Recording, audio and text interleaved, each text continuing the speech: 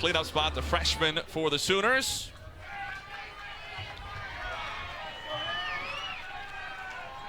A packed house already. More people still making their way in. 61 degrees and very windy, gusting up into the 35-mile-an-hour range in the early evening in mid-Missouri.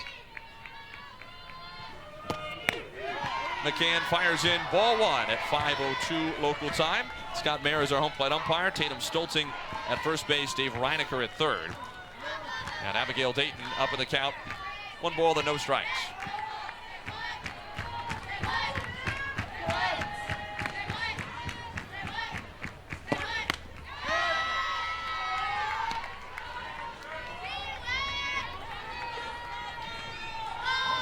You're going to see McCann. She's going to hit mid-60s, but she throws a rise ball to all 4 quadrants, so she's able to kind of get hitters to swing outside the zone. Hasn't been far away. Now 3 balls and no strikes. She certainly wanted the first one and the third one. And that's something that can happen against this OU offense. They're so powerful. They can put the ball out of the park at any time, that the pitchers are trying to be so perfect and not necessarily kind of coming in a little bit more and relying on your defense. And a 4-pitch walk to Dayton, who looks right into her first base dugout, getting the Sooners fired up.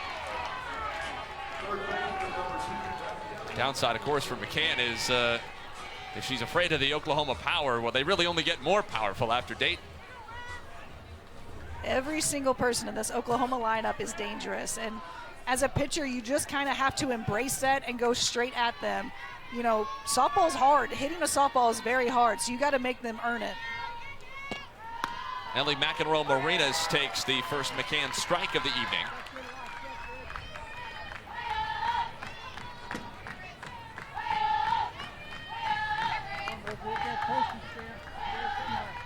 Redshirt freshman who missed all of last season.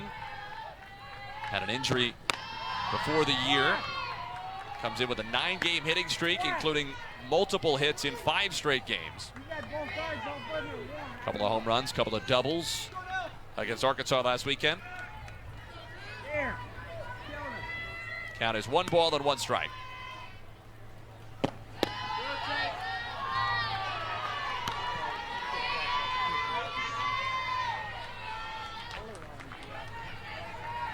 So your excellent numbers across the board, and you see the C on her chest. A lot of roster turnover for Oklahoma, so even if she hadn't been in a game, being in her 2nd year in the program makes her just about a veteran on this team. Fisted down the left field line, fair ball toward the corner. Dayton holds up at second with Cahalan over to cut it off. A walk and a bloop single, and Oklahoma has 2 on, nobody out. 5 hitters in Oklahoma's lineup, all underclassmen. 2 sophomores, a redshirt freshman, and a true freshman. Pickering, the sophomore, takes a strike. Freshman All-American a year ago. Hit 12 homers, had an OPS over 1,200.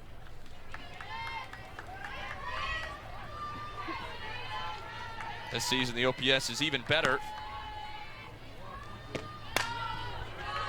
And if anything, Patty Gasso was talking about her and Ella Parker as kids who haven't even fully gotten going yet, who are dealing at least to some degree with the pressure that comes with that great freshman season. But you look at her numbers, 14-10 OPS. If Cassidy Pickering hasn't gotten going, I wouldn't want to be somebody she faces in the second half of the year. Well, not even the OPS, just her batting average in general. She's seeing a lot of success at the plate.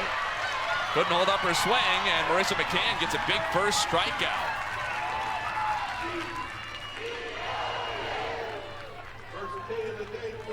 It's a great job by McCann after getting the first 2 runners on, coming right back at that number 3 hitter, getting ahead in the count 0-2, and then coming straight at her with the strikeout pitch, a little bit out of the zone, and gets her to chase. So now it's Gabby Garcia. Gabby Garcia has been on an absolute tear these past couple of games, seeing the ball. Sooners hands even more, and to that point, obviously you don't want to leave it up against Garcia at any time, but especially when the wind is blowing the way it is this evening.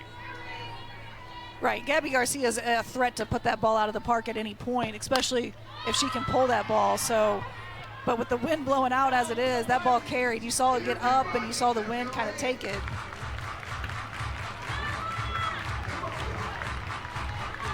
Parker, the sophomore, third-team All-American last year. Led the team as a true freshman, hit .415. Had 13 homers. Began this season with an 11-game hitting streak. That included 8 multi-hit games, 11 extra base hits. Was the SEC Player of the Week a couple of times in February. But she has cooled off of late. Last 8 games, she's 2 out of 16. Top Purdue second base, handled by Sophie Smith for the out.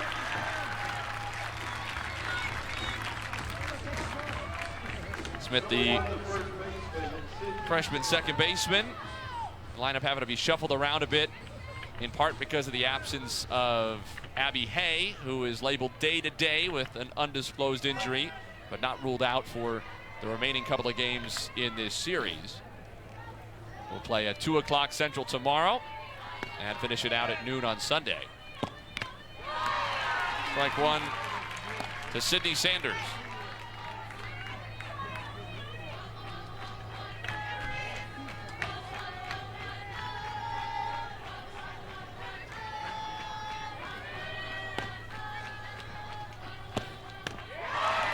McCann goes off speed. She's thrown a couple of good breaking balls, 0-2. McCann, really her go-to pitch, her strikeout pitch last year was this changeup that she has. She kind of has it on a string, can pull it back. It looks the same as her drop ball, and it really throws the hitters off balance. We didn't see her use it much against the first 3 or 4 hitters for Oklahoma. I think you're going to start seeing that a lot more.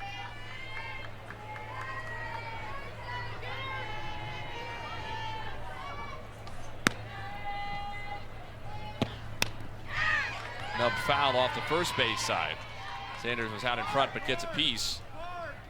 In contrast to Oklahoma, which also sort of had a dearth of veteran pitching, Missouri, in the absence of or the departure of Lauren Krings, did not dip into the portal for a high-profile transfer pitcher, choosing to entrust mostly Marissa McCann and Sierra Harrison,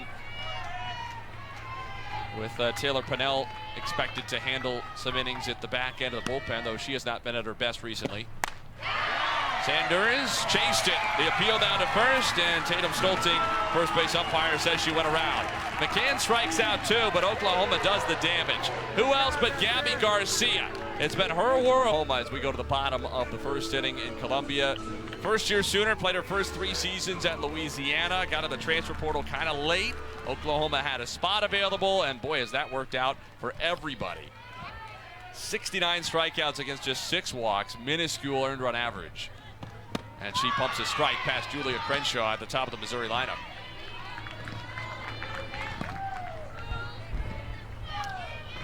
Landry, the reigning SEC pitcher of the week, tossed a combined 11 1/3 scoreless innings with 10 strikeouts. And only allowed 7 base runners against Arkansas last weekend at Fayetteville. Had a complete game win in the series opener and saves in the next couple of games, so no surprise Patty Gasso told us she's feeling healthy again after she did not pitch in the first SEC series against South Carolina. Strike 3 called. Landry starts with a 3-pitch strikeout of Julia Crenshaw. Missouri. Kara Daly, Taylor Ebbs, Stefania Abrascato, Madison Updegrove, Sophie Smith, Kaylee Langer, and Claire Cahalan round out the Missouri lineup. Walker has a team-high 12 homers this year.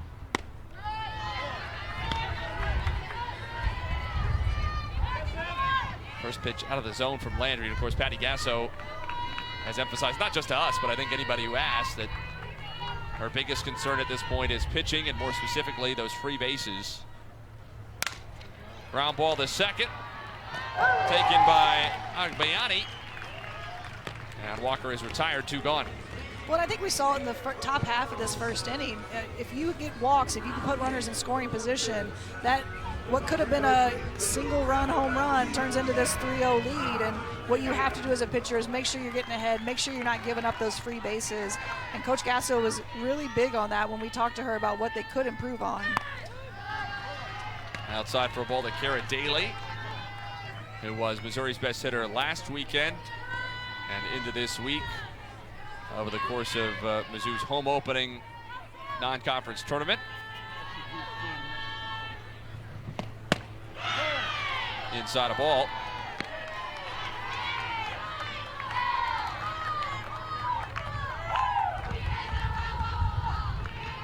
Daly hit over 500, a couple of homers, 3 doubles, 11 batted in over the home opening weekend for Mizzou.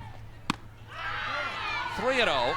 So all of a sudden, after starting with 5 strikes out of 6, Sam Landry missing the zone a little bit. See Sam Landry, she's throwing mid to high 60s. She's got really good drop ball that she's going to throw to both sides of the plate. And she's really good at bringing in that changeup to kind of throw the hitters off balance in the box.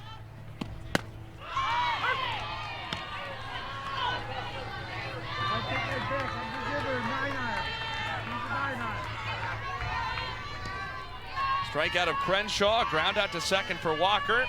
Landry's 3-1 pitch to Kara Daly. Out in front.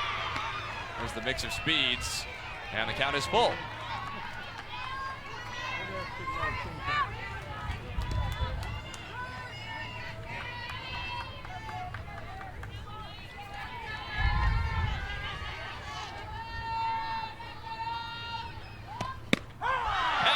Strike 3 called. Landry comes back from 3-0 down on Kara Daly for the strikeout. A pair of punchies for Landry in a 1-2-3 inning. Oklahoma cruising after 1.